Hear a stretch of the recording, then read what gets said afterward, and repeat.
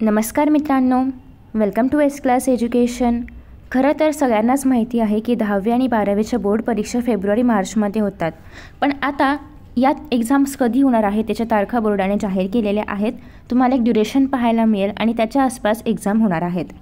खरं तर वेळापत्रक अजूनही पक्कं वेळापत्रक जे आहे तर ते नाही जाहीर झालं आहे, पण आपल्याकडे टेंटेटिव्ह डेट्स ज्या आहेत 2026च्या बोर्ड एक्झामचे तर त्या आता नुकत्याच आलेल्या आहेत। बघा 8:02 ही बातमी आहे।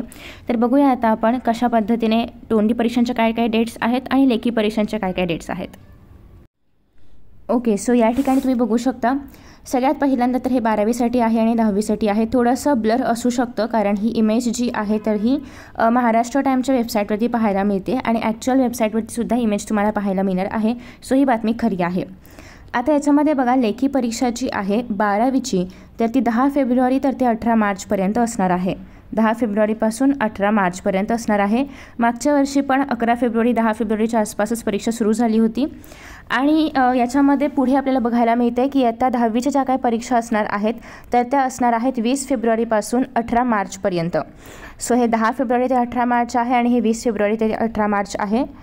खरं तर गेली 2 वर्ष जे आहे तर त्या परीक्षा लवकर होत आहेत। याच्या आधी 10वीची परीक्षा चालूच व्हायची मार्च महिन्यामध्ये, पण आता मात्र हे चालू होते 20 फेब्रुवारीपासून।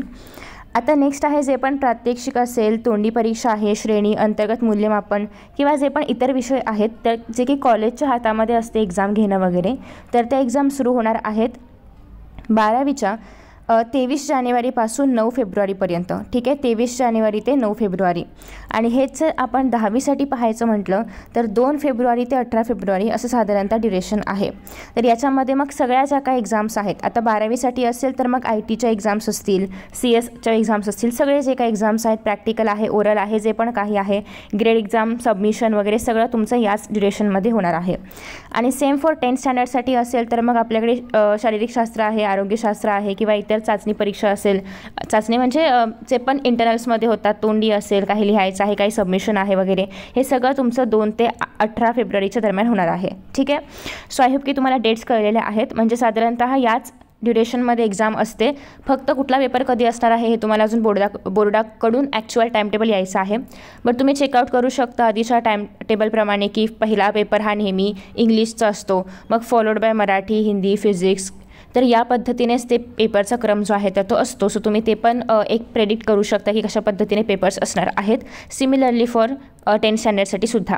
ठीक आहे, सो आता तुम्हाला तारखा कळलेल्या आहेत, काय करायचं हे कळलेलं आहे।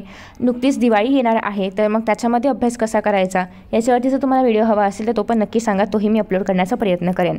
सो टेन्शन घ्यायची गरज नाही, अजूनही तुमच्याकडे खूप वेळ आहे। फक्त त्या वेळेमध्ये कसं अभ्यास करायचं याचं नियोजन तुम्हाला करायचं आहे। आणि आय होप की तुम्हाला या व्हिडिओमधून थोडंफार एक तारखा काय आहेत वगैरे हे क्लिअर झालं असेल। Thank you so much for watching this video and see you in the next video. Bye bye.